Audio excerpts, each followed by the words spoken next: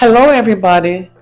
Welcome to Theragape. My name is Manzaler Lohrey. I go by Manzi. Theragape is a community where we talk about all things life related in a therapeutic setting with the all loving love of God. So, Thera for therapy and Agape for the agape love of God. I am a licensed mental health therapist. So, welcome. Today we will be talking about divorce and reevaluating our priorities. Divorce is a very difficult subject. It is very painful.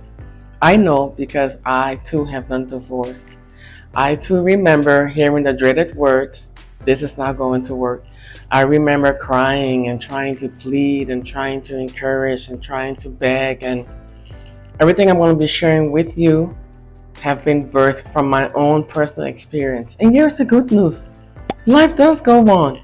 The divorce process doesn't have to break us. It doesn't have to crush us. In fact, if it crushes us, let it be the crushing of olives to make beautiful, durable, authentic olive oil. You get me? But anyway, for now, get your notebooks, get your pen and paper, and let's get started. Don't forget your beverage, your water, your tea, coffee, hot cocoa, and let's just jump right in. So when you hear the dreaded words, "This is not going to work," or "I want a divorce," I want you to believe your spouse. No one comes and tells you, "I want a divorce," because that's what they felt like telling you in that moment. They have thought about it. They've had their own reason for it. And at the end of the day, your spouse is a free moral agent who has a right to decide not to want the marriage. It has nothing to do with you. Yes, you may have done some things that contributed to the process. That doesn't make you invaluable. That doesn't make you a bad person. That doesn't mean that you don't have a place in society. It just means this person doesn't want to be with you. And honestly, it's okay. It truly is. I know you don't feel that way right now, but it truly is. So, one of the things that would be very important as you have heard those words is to reevaluate your priorities. If you have children, what is going to become of them? If you have an apartment or a home, who's staying and who's leaving? When are we going to terminate the lease? If you have assets together, you got to prioritize now what that will look like. Most importantly for you, after you've heard those dreaded words, your second priority after accepting that they want that divorce is to believe that you are not alone. Now, I'm a person of faith, so for me, my faith played a vital role during the divorce process, and even now after the decree. I remember moments of prayers, which I did way before the divorce came, so it was easy for me to stay close to the Word of God, to believe Him, even in the moments that were so painful and so difficult. So your priority right now is to remember that you are not alone. Number two, you have natural things to do. There are finances to take care of. There are children to take care of. There may be loans to take care of. You may need to figure out a place to stay. Who's going to stay in the house? Who's going to be leaving? What are you going to do about your job? Are you in a threatening situation? So this is the time to prioritize. What's going to be important for you? Do you need people to help you with cleaning? Do you need people to help you with picking up the kids? If you don't have any children, do you need someone to pick you up? A trusted friend? Maybe you may need Uber. What do you need at this moment? It is time to prioritize. I'm not saying that your emotions don't count, but what happens in this time is where we get so emotional that we throw away the reasoning and the logical side. Because guess what? When those divorce papers come, It has nothing to do with how you're feeling. You have to be in a place where you are mentally stable, where you are able to respond, where you are able to communicate. So after you have accepted that that is what they want, you've gone to God in prayer, seeking His wisdom, seeking His guidance. It's now you make a list of the things you need to do and you get your priorities going. Do we want to keep the kids in the same school? How are we going to tell the kids that this is what's going on? Do you need safety? Maybe you have been in a place where it has been dangerous and now he or she wants out of the marriage. Again, are you able to stay in the house or in the apartment? Is it better for you to leave? What becomes of the finances? How are you getting to work tomorrow? How are you going to be paying for transportation? What do you need at this time? It's time to reevaluate your priorities. It is time, I repeat, to reevaluate your priorities. Your mental health is a priority. Your physical health is a priority. Your emotional health is a priority. Make sure that you are taking care of those things. Make a list of the things that you will be needing.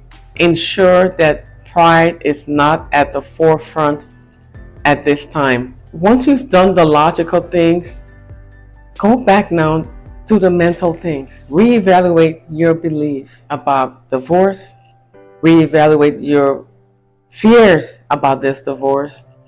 Reevaluate your thinking process about this divorce. Reevaluate your choices about this divorce. This is not the time to run into another man's or another woman's arms.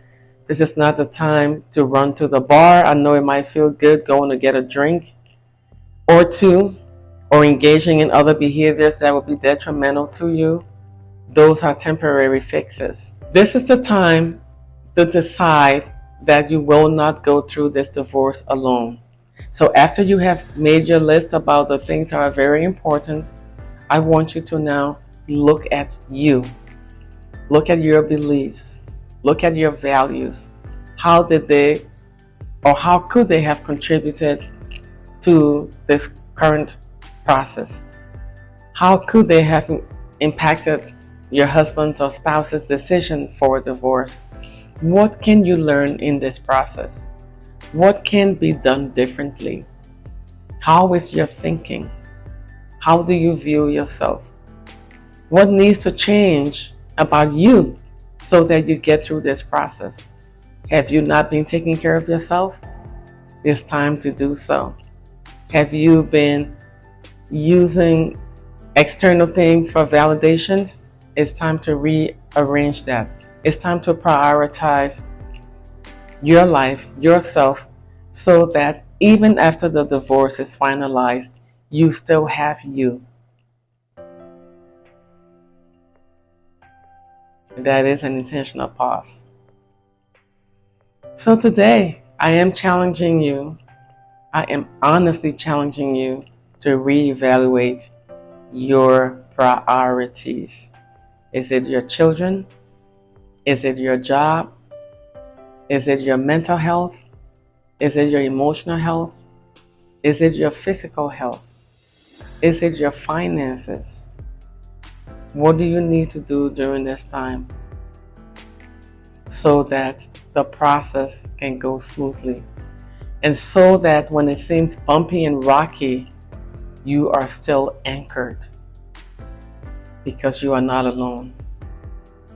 So I want you to think about that. I want you to think about that. All right? During my divorce process, I also had a concussion. I was in an auto accident. My priorities, as far as what remained first, never changed. My relationship with God was always first in my life, and it remains first for me. So that was my first priority. My second priority was my physical and mental health, because with a concussion, I was forgetting things. The lights were too bright, the sounds were too loud. I needed someone to help me If you've ever had a concussion, you know how difficult that can be. So pair that up with trying to go through a divorce. No, not trying to, going through a divorce. There were papers to be read, and I made the mistake of not asking someone to do it for me. There were some things that I was just signing. Yes, I had a lawyer. That's a whole different story. We won't talk about that over here. Many times it felt like I had to make that decision. And so I did. You don't have to go through this alone. So make sure you have your priorities in order. Like I said, for me, my faith was first, my mental health, my physical and emotional health. So even during that time that I could not read because, again, of the light sensitivity and the dizziness, I still listened to podcasts. I listened to YouTube. It was during this time of the divorce that I learned of R.C. Blake's and his teachings on not allowing my pain to dictate my day. And so I made that a conscious decision that even though I'm in pain, even though my heart is shattered, even though I'm in disbelief, even though I feel despondent, I am still not going to allow this divorce process to dictate my day. So what is your priority today? Is it your faith? Is it your mental health? Is it your financial health? Is it your kids? Is it your job or your career? Is it your business? Is it your affair? Make sure that you are now prioritizing, because the truth is, whatever decision you make, in the long run, it's not just going to impact you. It is going to impact a lot of people around you. So choose to do what is right, even if it doesn't feel right. All right? Choose to prioritize what is right, what is honest, what is pure, even if you don't feel that way. And guess what? Now you have nothing to hide. You can just be you in the process. If it's sadness, you feel the sadness. We don't have to put on the front because we are hiding how we truly feel or what is going on with us. All right, so there you have it. Prioritize. Now that you know that your spouse wants a divorce, and I'm telling you, get that in order, and we will discuss next time what's next. Remember, this is not going to be in any specific order. These are all things that I did in the divorce process, and even now after the decree, almost 4 years later. So you take good care. God bless you, and I will see you next time.